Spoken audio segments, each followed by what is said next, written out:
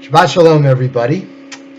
Hope you're doing well. Hope you've had a great week. And now it's time to be spiritual, get in touch with HaShem, get in touch with your spiritual side, and just kind of work on that. You know, it's after the high holidays, and we all want to be better people, and we want to do better. We want to have a really healthy and prosperous life, and we've made a commitment to HaShem, and we've, even more important than that, we've made a commitment to ourselves. So studying Torah, being a rabbi, you were going to get that, is really part of it, because the Torah tells us some very good things. It tells us how to live a good life. It gives us examples of people who have lived a good life. Case in point, this third week's portion, it's the third portion of our Torah now that we've started the new cycle, is Abram. Okay? ParashLechL'cha, that's the name of this week's portion. Now, who is Abram? Abram is Abraham from the time he was born till the time he was 75 years old. At that point, HaShem came to Abram. Abram was unique in the ancient world. Abram saw one God that managed everything, that created, that managed, that sustained, that brings us to this day, like the Shehachiyanu prayer says, and he conceived of this. So Hashem reached out to Avram, knowing that he was totally on board with this whole concept of one God. Now, what were pagans doing back then? What were the ancient people doing back then? They were worshiping things that affected their lives directly.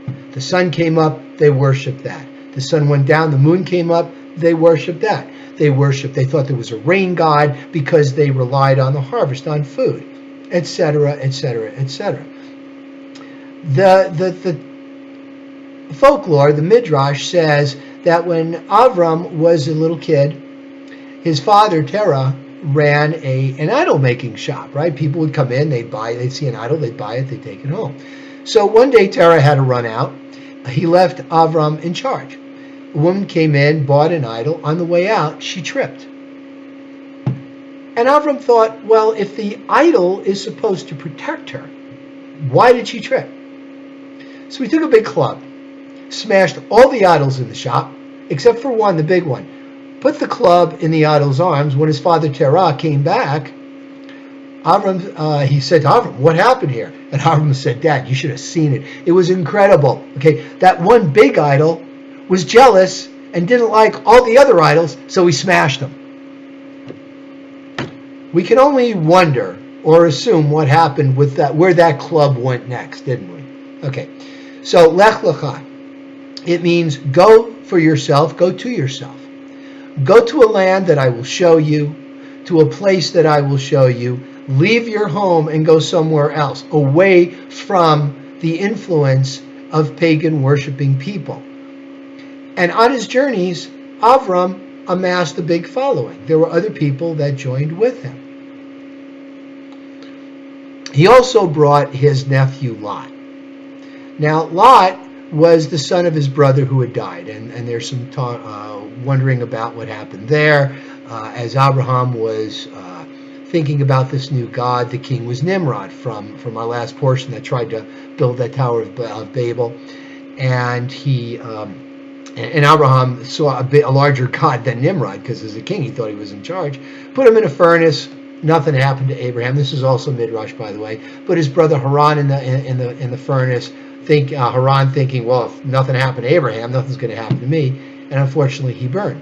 So Abraham took Lot, his son, his brother's son, with him. He also took Sarai, right, who was about 10 years his junior, who was his wife. So what happens when Avram is 75, right? God approaches him again, and he shows him this new way, and Abraham actually amasses a following of people who also like the idea of the one true God, right? One of those people is Eliezer, who becomes his servant, right? His trusted servant. Some people think that Eliezer was the son of King Nimrod. So a few years after that, as Abram settles down, HaShem comes to him and makes a covenant. It's called the covenant of the parts. Why is it covenant of the parts? Okay, if you're a little squeamish, turn the sound down for a couple of minutes. But basically, back then, when people made a covenant, they took animals, in this case, a goat, some birds, sliced them in half, and they walked between them as a sign of their commitment to each other. That was the covenant of the parts.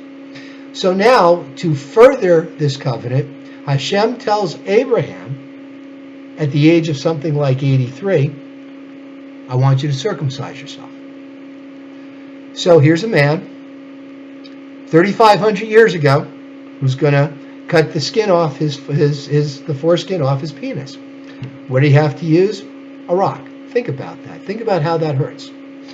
Think about what that's like.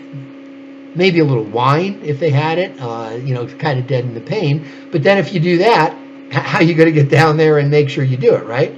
So it was a pretty big commitment. Now, this idea of circumcision is something that sets Jews apart from just about every other people in the world. Now, of course, in modern days, people get circumcised just as a matter of course. And just kind of FYI, I read somewhere that circumcision is 50% effective in cutting down AIDS transmission, HIV transmission. And being that it's about 50%, it's more effective than a lot of other things that, up to that point, had been developed. I'm not up on my medical knowledge now, but maybe somebody knows if there's other more effective treatments. But in terms of not getting it, not treating it, but not getting it, circumcision is one of the most effective ways to prevent HIV contamination. So Abraham does that. His son Ishmael is 13 years old, and he circumcises Ishmael. He circumcises Eliezer, all the people, all the males in his household. And Ishmael, as many of you know, was the progenitor or the ancestor of Islam. Of course, you had the Prophet Muhammad that came out many, many years later, but they acknowledged Ishmael as the father of their people. And that is why Muslim males get circumcised at age 13, because of that. So Abraham gets circumcised. Now, Ishmael was born to Hagar, who was who was actually Sarah's servant. Sarai, up until this point, was barren, so she gives Hagar to Abram, saying, I'm barren, have a son, and Ishmael is the son he had with Hagar, right? So once they go through this circumcision, HaShem says to Abram, you will no longer be known as Abram, you are now to be called Abraham. Now this is a positive and a negative commandment, to refer to Abram as Abraham. It's positive because we're being told Abram is now Abraham, all right? So Avram is father of Aram, his people of Aram, but Abraham is father of a multitude of nations, right? That's the difference. And HaShem says, you will be like the stars in the sky. So now we've got a couple of covenants. We've got the covenant of the parts. We've got the Brit Milah, which is the circumcision. And now Abraham is sealed as God's prophet. Sarai, which means my princess, now becomes Sarah, which means a princess. The hey at the end of Sarah's name, is kind of a feminine marker. So instead of being just my princess now, which is Sarai or Sari, she is now a princess for everybody. So Sarah, sees that Hagar is still a pagan.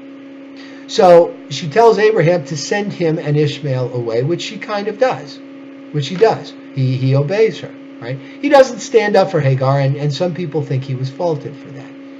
But Hagar goes out, and Hashem calls to her and says, I will make your people, Ishmael's people, a mighty nation as well. And this is, and it says in one of the Chumashes that I read, that she identifies Hashem as Yud Hey Vav Hey, and we don't pronounce that; it's just vowels. But that word comes from Haya, he was, Hoveh, which is the biblical form of the verb to be, which is present, which is, and Yiyeh, which means he will be. So the point of that is that Hashem is eternal, being with a capital B. Always there, always was, always will be.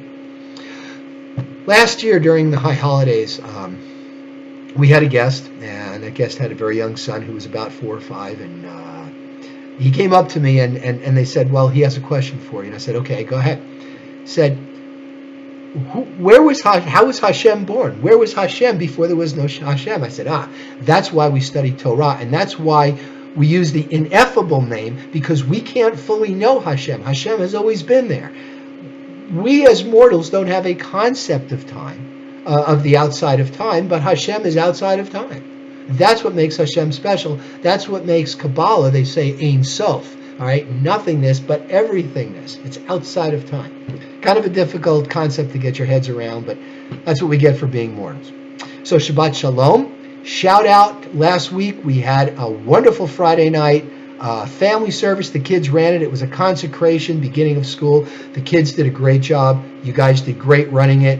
I'm looking forward for next month's third Friday family consecration. Shabbat Shalom. See you in Shul.